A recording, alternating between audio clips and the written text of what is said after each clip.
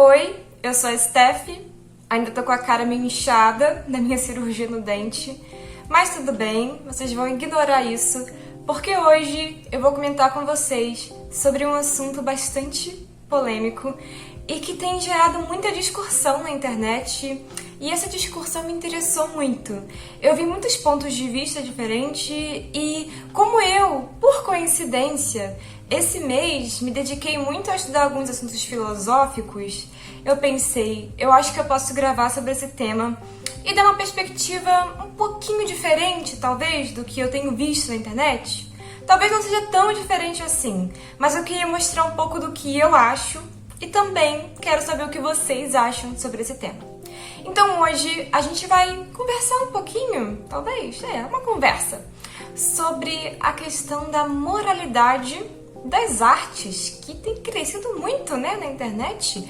É o tempo todo uma guerra, quase uma guerra cultural na internet, entre o que é belo e o que não é, o que é arte e o que não é. E, enfim, uma grande confusão que, na minha opinião, envolve muito mais ego do que arte, mas tudo bem, eu vou explicar pra vocês mais pra frente.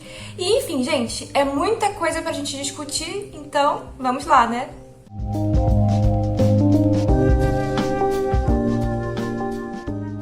Você sabe que o vídeo vai ser bom quando eu já começo com o meu caderninho recheado de anotações aqui, com muita coisa que eu quero comentar com vocês. Então, gente, é o seguinte. Vocês que usam aí as redes sociais mais populares, TikTok, Instagram, e você que faz parte de comunidades relacionadas à literatura, já deve ter notado que tem um probleminha acontecendo, uma discussão. Existem dois tipos de leitores. Eu não acredito que existam exatamente dois tipos de leitores, tá? Mas para essas pessoas existem. O leitor cult. O leitor finge que isso daqui é um livro de literatura russa, tá? Esse livro aqui. Aquele que lê aqueles livros clássicos e a vida dele é só isso. E nossa, que pessoa inteligente, rebuscada, que entende muito de literatura, de arte. Gente, deixando claro que eu não tenho nada contra a literatura clássica, tá? Porque tem gente que vai achar que eu sou anti-intelectual, só porque eu tô debochando disso. Eu amo literatura clássica. Eu acho que a literatura clássica ou contemporânea, ela sempre tem alguma coisa de interessante. Nem que seja só a distração. Distração também é algo bom, às vezes é bom, se distrair.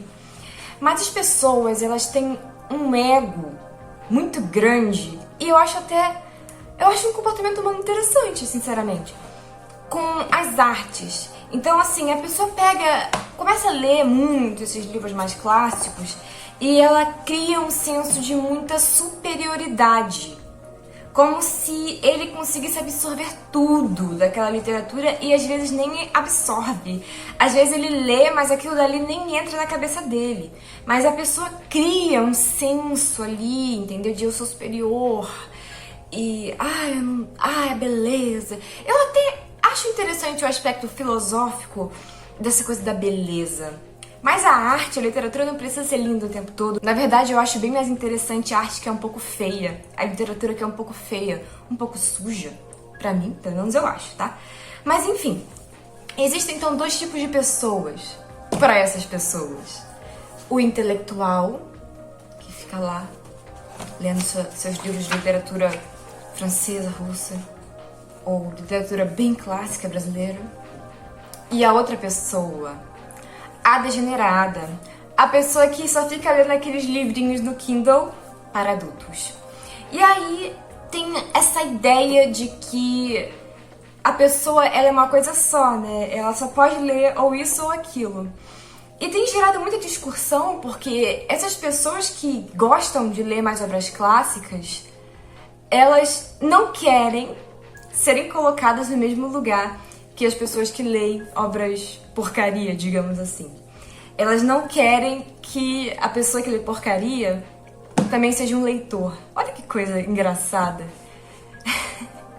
É por isso que eu digo pra vocês que essa discussão, ela envolve muito mais a questão do ego do que da literatura e da arte em si. E eu quero comentar um pouquinho com vocês, referenciando uma pessoa que eu acho interessantíssima, que é uma professora e acho que até tradutora também, que é a Eliane Roberto Moraes. Roberto. Ela falou uma vez numa entrevista, dá um direito sobre o nome dela, mas eu não lembro agora. Então, ela tem uma entrevista que eu até fiz questão, entrevista ou palestra, não sei dizer agora, que eu fiz questão de anotar o nome e até a data, pra vocês assistirem no YouTube, que se chama Sexo como Mito, e ela é de 2004, olha só, 20 anos atrás, tá? E nessa palestra, entrevista, sei lá o que é isso, ela comenta muito sobre as origens de muita coisa da literatura, do erotismo, e assim, é sensacional. Ela é uma pessoa super acadêmica, super inteligente, digamos assim, e que fala sobre umas coisas que deixam você assim rindo, sabe? Então eu vou começar já referenciando isso pra vocês, porque pra você não ver só o meu vídeo, pra você se aprofundar mais sobre esse tema. E vamos falar um pouco mais sobre isso, sobre essa questão aí do erotismo na literatura e um pânico que tá acontecendo, um pânico moral. E também eu quero comentar um pouco sobre algumas coisas que eu vi na internet e que eu achei de grande bobagem. Quando essa discussão começou a acontecer na internet, de muita crítica em cima desses livros mais adultos, né, aí, dark romance, que algumas pessoas chamam, que são alguns romances um pouco problemáticos aqui e ali, eu até pensei, eu acho que é totalmente válido você ler um livro, vamos supor, vamos fingir que isso aqui é um dark romance, tá? Você abre aqui, começa a ler e você pensa, nossa, mas que porcaria de livro! Que livro tosco! Que romance horroroso! Esse personagem é um lixo, isso aqui não é um romance, isso aqui é um troço abusivo mesmo. Eu acho que é totalmente válido você abrir um livro, ler e achar isso. Eu não tiro a sua opinião disso. Eu acho boa parte dos dark romance a coisa mais brega do mundo. Eu acho muito brega, principalmente coisa que envolve empresários, mafiosos. Eu acho muito brega. Mas tem público. Fazer o quê? Tem público. O que eu tenho a ver com isso, né? Lê quem quer. Então, quando eu vi as pessoas começando a criticar isso, e era mais num sentido assim da romantização de coisas problemáticas, eu até ficava, ok. É uma discussão interessante, né? Válida. Tem certas coisas que a gente, apesar de ser óbvias, né, que pra mim é óbvio que certas coisas são problemáticas, tudo bem a pessoa falar sobre isso. Só que a coisa, ela saiu de uma crítica normal, ok, pra virar algo muito moral.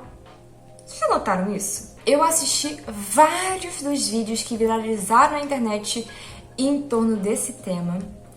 E eu percebi que todos eles, começam com uma crítica que você pensa, ok, realmente faz sentido, mas ele logo cai num problema moral muito grande. Logo eles começam a botar a culpa, porque tá tudo muito raso, porque, gente, botando culpa até em feminismo. Nesse tipo de livro, sendo que, sinceramente, a maior parte das feministas odeiam esse tipo de livro. O que tem a ver uma coisa com a outra? Porque o progressismo... O que o progressismo tem a ver com isso? É um pânico moral, entende? Você pode ver uma obra e pensar, que porcaria, que coisa tosca, e seguir a sua vida. Mas as pessoas, elas estão colocando um pânico moral. Uma coisa que, assim, é um perigo que não existe na maior parte das vezes. Por quê? Eu vou falar uma frase pra vocês que eu acho que é de um filme, eu não sei o nome agora, ou se é de livro, eu não sei, tá? Eu sou burrinha. Fazer o quê? Que eu achei muito interessante quando a gente fala sobre literatura mais erótica e às vezes problemática. Que é, o corpo tem limites, mas a mente não. Então esse tipo de literatura sempre vai ter um aspecto um pouco imaginário, irreal, um pouco problemático às vezes e grotesco, porque a linha do erotismo e o grotesco é muito fina, é muito fina. Então, assim, a gente pode ver uma obra e pensar, que obra grotesca, sabe? Mas eu acho que a gente não pode cair muito nesse pânico, porque quando a gente cai nesse pânico, a gente acaba limitando muitas coisas nesse meio da arte, da ficção, porque, gente, é ficção. Eu acho que nós, que somos adultos e que consumimos muito tipo de arte diferente, a gente precisa ter um senso crítico de entender que é um supor, é um imaginário. Eu vou dar um exemplo pra vocês. Um dos meus filmes preferidos, e que eu tô em busca de ler o livro, eu ainda não li, mas eu vou ler. Acredito que ano que vem eu leio, tá? Tô querendo comprar em mídia física, que é o Crash. Já cansei de falar sobre Crash aqui no canal. E Cronenberg, essa coisa toda de cinema. Mas enfim, Crash é inspirado num livro que é bem grotesco e erótico, que envolve acidentes de carro. E o filme...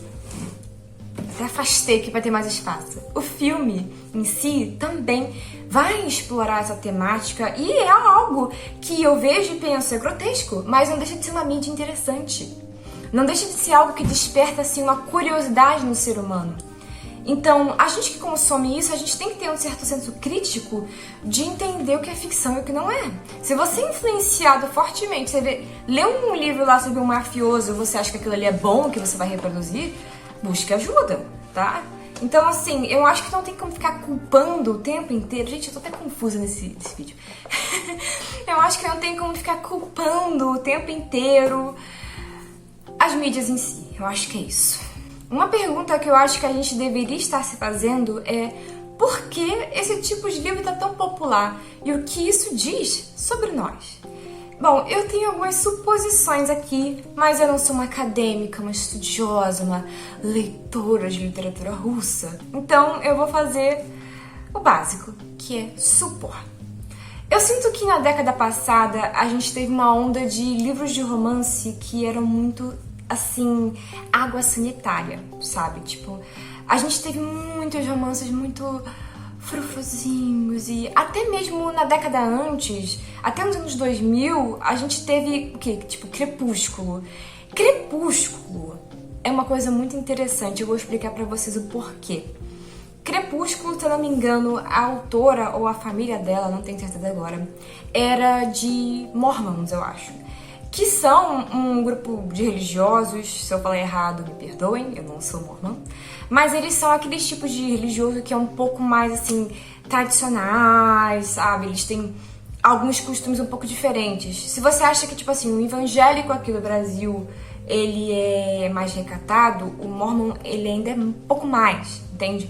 Então, assim, teve uma certa influência disso na obra que ela escreveu, tá? E olha que coisa mais curiosa. Qual é o livro erótico que mais vendeu, assim, na década passada? 50 Tons de Cinza. E 50 Tons de Cinza é o quê? Uma fanfic de Crepúsculo. Isso já não diz muita coisa? Então, assim, a impressão que eu tenho é que a gente passou por uma onda de romances muito... assim, quase que puros, mas mesmo tendo elementos assim de terrorzinho, né? Eles ainda eram muito puros e isso despertou uma coisa ali na cabeça do jovem. Ele ficou com vontade de começar a sujar aquilo. A onda de fanfics que a gente teve na década passada foi gigantesca. Muita gente virou escritor mesmo por causa de fanfic.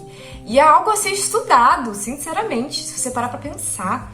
Então, assim, essa literatura mais suja, mais desleixada, mas que ao mesmo tempo parece se comunicar tão bem com as pessoas, principalmente com as mulheres, porque é uma literatura escrita por mulher, feita para mulheres, ela deixou uma coisa aí na indústria literária, sabe? Então a gente tá tendo uma onda de muitos livros assim, que honestamente é uma onda, tá? Eu acho que daqui a 5 anos a onda já vai ser outra nesse sentido. Mas é óbvio que sempre existiu e sempre vai existir um nicho de literatura erótica. E a gente pode observar isso no passado. A gente tem Marquês de Sade. Marquês de Sade estava escrevendo coisas muito piores do que a gente tem hoje em dia há muito tempo atrás. A proposta dele era justamente ser o mais sujo, o mais incorreto. E vocês ficando chocados com os livros de hoje em dia. Então, assim, o passado também não era limpinho. Nunca foi. A ideia da literatura super limpinha, rebuscada do passado é uma mentira. Até mesmo alguns dos livros que são mais clássicos, às vezes passaram por censura. Muitos ali, levaram um banho de água sanitária. Então eu detesto a ideia de que até a literatura do passado era aquela coisa, sabe? E os autores, pessoas refinadas, a maior parte vivia aprontando. Se você é muito interessado por literatura, você sabe que os autores do passado, eles viviam aprontando. E é cheio de fofoquinhas sobre eles, que eu acho maravilhoso, sinceramente. Sendo completamente honesta com vocês, eu acho que a melhor coisa que a gente pode fazer é evitar fechar a nossa cabeça para as coisas. Quando a gente se fecha muito numa coisa só, seja em algo porcaria ou algo muito bom, a gente se limita muito. Consuma o que você quiser. Se você é o tipo de pessoa que não tem paciência para literatura clássica, quer saber? Vê um filme. Vê um documentário. Você não precisa ficar só lendo. Não é a única forma de aprender. Tem várias outras, tá? E, assim, eu acho que, em geral, seja uma pessoa tranquila. Agora eu tô com vontade de ler esse livro aqui de literatura clássica brasileira. Mas agora, hoje, o que eu quero ler é o livro mais porcaria comercial do mundo. Faz isso. Vamos equilibrar, vamos, sabe, conhecer as coisas, conhecer o ruim pra poder falar mal. É bom, hein? Traz satisfação. Então, assim, gente, eu sou desse time de que você pode consumir o que você quiser, assim, de ruim, de bom. Consome, conheça, tá? Eu tô numa vibe no momento que eu tô muito interessada em ler alguns livros um pouco mais controversos, tá? Mas eles são caros. Mas às vezes eu leio algo mais bobo também. Por que não, né? Tem dia que eu tô afim de ler algo mais complexo. Mas tem dia que não. Tem dia que eu...